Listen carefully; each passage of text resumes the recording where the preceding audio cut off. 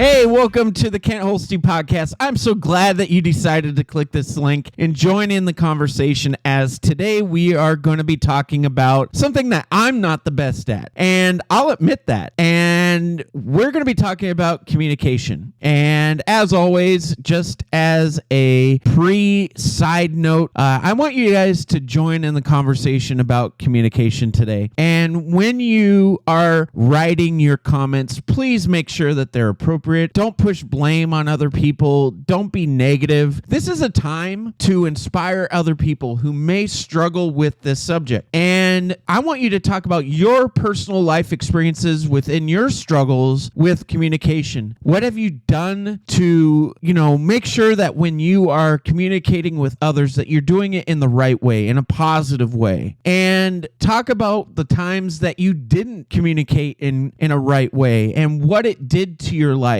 Did you have to come up with ways to make things better? Did you have to change things around within how you communicate? All that stuff. I want you to talk about that today. So make sure that you do the right thing and you communicate on here the way that you should, because I don't want to block or delete anybody's comments, because that's not a fun thing to do. So with that being said, let's get things underway on this podcast about communication. Now, for me, like I said, haven't done the best job at communicating in the past, and even to this day. And the reason being is I may not think before I say things. I may not do the right things in the heat of the moment. And I think a lot of us struggle with that we all say things right at the moment, not considering other people's feelings, not considering what other people may be going through within their life. Because when we're frustrated, when we're angry, we always and most often say things based on our emotions. We say things based on how we're feeling at that very moment. Now, how do we fix that? We need to take a step back sometimes. We need to pull ourselves out of our own shoes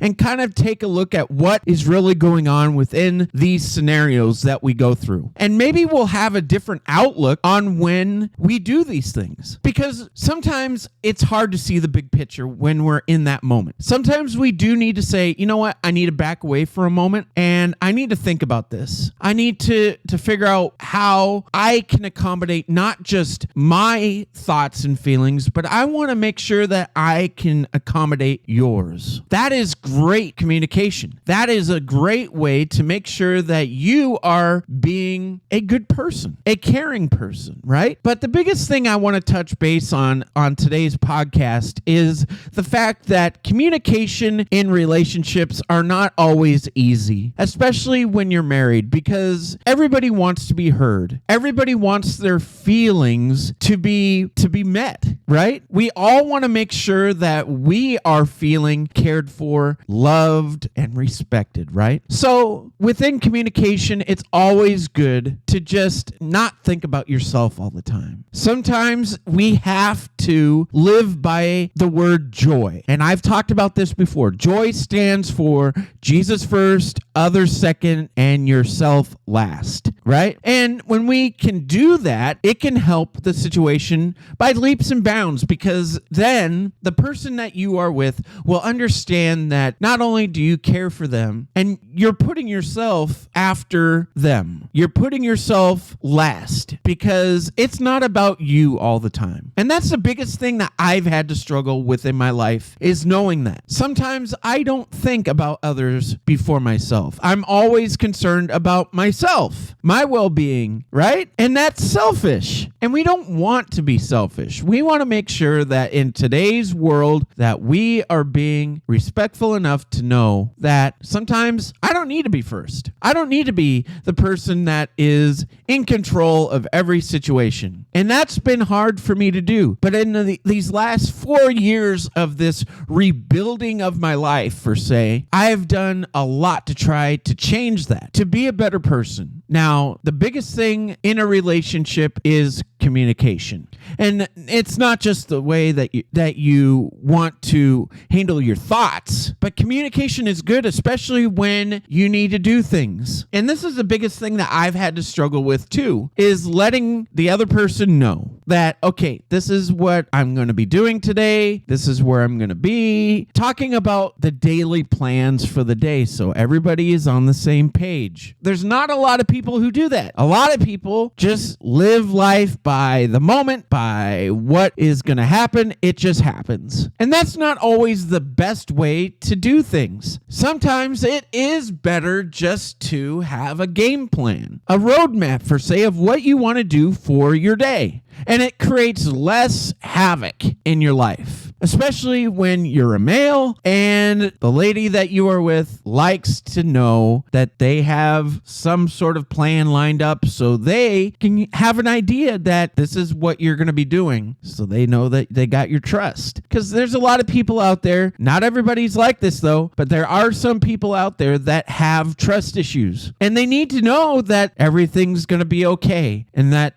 they know exactly what you're going to be doing. And yes, that seems a little bit strange. Yes, that seems a little bit crazy, but it happens. And sometimes that communication makes a world of difference, especially when you want to have a healthy relationship. Communication is always key, especially when you want to get something like, hey, I need to go to the store and we need to purchase this. And especially like when you're married and you want to make sure that you have the right things in the house, especially when it comes to grocery shopping, right? You want to make sure that everybody in the house, including your kids, have everything that they need for the week, like lunches for school, or during the summer, the right snacks that you need to have for them to be happy and everything like that when they need something to eat. Or especially when you're working and you need to have a lunch for your day. You want to make sure that you have all the right stuff. So communicating of what you need for that grocery list is very vital sometimes, and that communication is key. But not only that, more specifically than just going grocery shopping, a lot of people don't talk in their marriage about,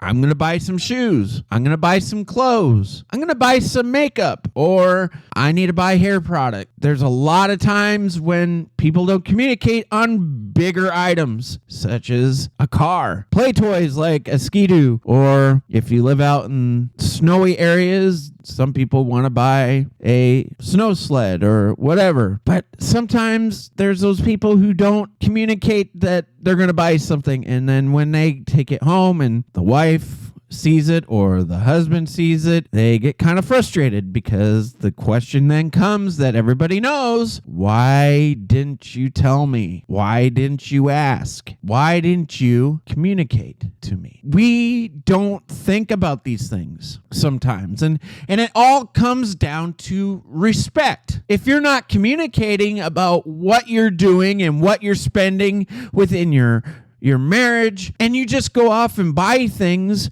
without telling the other person, it can and it will create some negative vibes within that household. For me, I've done this. In a past marriage, I purchased things without asking. I just did it. And I was selfish because I thought in order to make everybody happy, in order for me to have that perfect marriage, I had to have the best things in my house. Because I wanted to make sure that I gave everything that they could ever want to them. But that's not love. Just because you don't have the nice new TV or Xbox, PlayStation, just because you don't have this nice new car with all the fancy bells and whistles of touchscreen and all the crazy stuff that they have now in vehicles. Just because I don't have the nicest things doesn't mean that that is going to bring happiness. And you're especially not going to have that happiness when you don't communicate that that is what you are getting. That's what you are buying. it creates drama. It creates something that you're not going to like at the end. And quite possibly, you might be sleeping on the couch. But how do we have good communication? It's by talking. There's a lot of people, believe it or not, who come home from their day and they go their separate ways, even inside their home, and they don't communicate. They don't talk about their day. They don't talk about what has happened. And that one small thing creates a lot of things that could go wrong. It's important to communicate and to say, hey,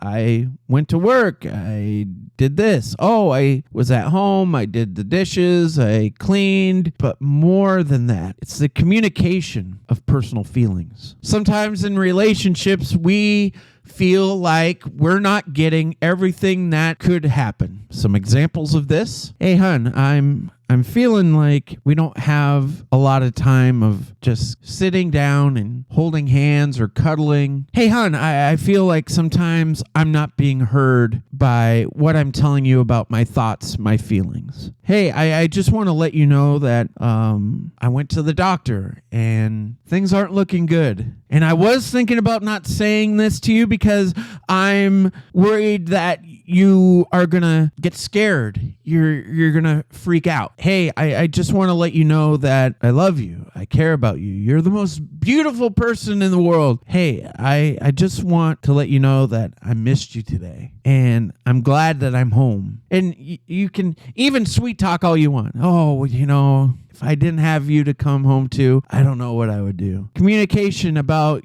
how you feel in a deeper way sometimes can do you good. Because sometimes in the midst of our daily lives, we get home, all we think about is having a cold drink or just putting on something comfortable and turning on the TV and getting into our own calm down stage. And we don't consider the other person who may have been waiting all day for you to come home and just want that communication. And that communication may not seem like it's all that big of a deal, but it is. It makes a world of difference when you open up and share your thoughts and your feelings, your emotions. Communication is more than just saying how you feel. It's something that we should live every moment. But what about our jobs and our work? Sometimes we don't communicate about what we are doing, and it gets left with thoughts of, are they really doing what they need to do? Are they really doing their job? Sometimes when we're doing a job, especially if you're in construction, you need to communicate. You need to say, hey, this is what needs to be done today. This is our goal. This is how we need to get it done. And this is how I'd like to see it get done. And that gets said in any job, or should be said at any job, because then there's an understanding of what your expectations are, and they in return hear your thoughts and your concerns, because maybe you don't agree entirely with how they would like to see it done, and maybe you have some ideas that may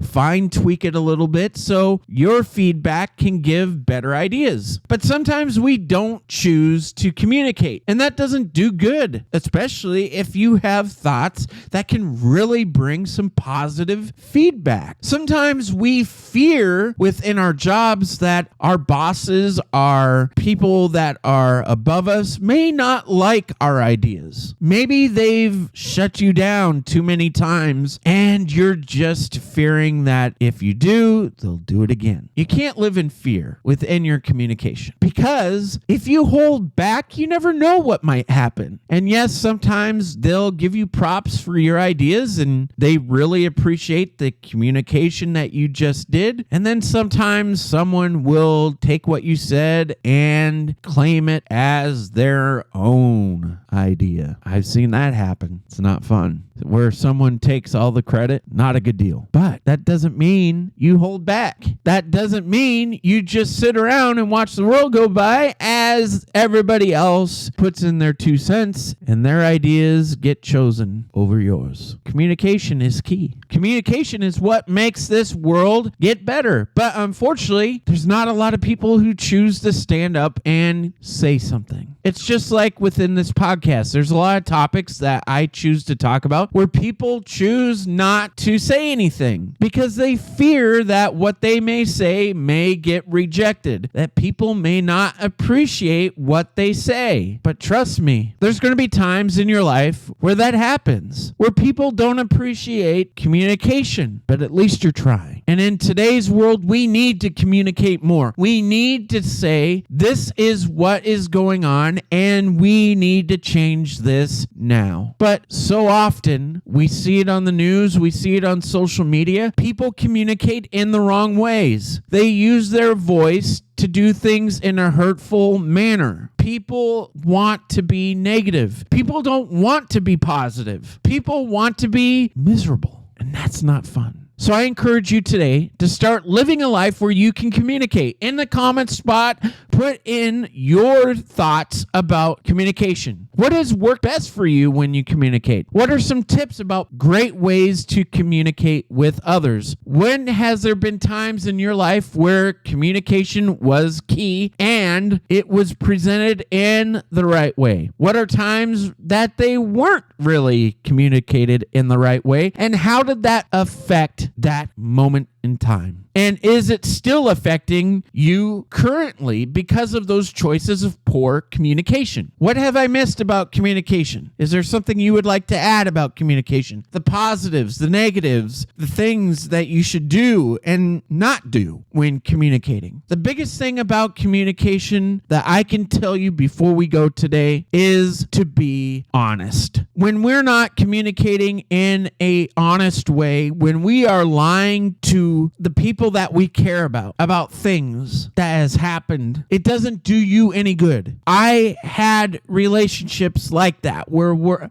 I wasn't honest, where I said things that were not true, and the end result was damaging. They are things that I cannot fix. They are things that I cannot redo. And I wish I could. But what has been done has happened. And the only thing that I can do now is make things better for my future by not making those same mistakes and then again. And that is to live a life where communication is the forefront of my objective in life. That's how we should live every single day, is knowing that I'm going to go in to any situation with the best intentions of having the best communication. And if I fail at communicating, I'm going to keep trying until I get it right. That's what we need to do. And I encourage you to do that today. So remember to think and be positive. Do what you can today, not what you can't. And I believe in you. Don't you think you should too? And if you see someone who served our country, whether it be police, fire, military, or even the hardworking people within our medical facilities, give them a fist bump, give them a high five, give them some skin, tell them how much you appreciate them. You never know how much they might appreciate that one random act of kindness, so do it today. And don't you forget to ring that bell for all the notifications right here on YouTube, and like, share, comment, and subscribe. Makes everything good for the podcast, and it really helps the podcast out. So remember to just have a great summer season with your friends, your family, during reunions or hanging out at the lake, streams, mountains, trails, wherever you're at. Just remember to be positive and just have that good communication with whoever you encounter. So until the next time we talk, thank you for listening to the Kent Holste podcast. I really appreciate you guys, and it really means a lot to me that you guys listen to these podcasts, and hopefully what I say helps inspire you to be a better person with who you see and meet. So be safe, be kind, and God bless you guys.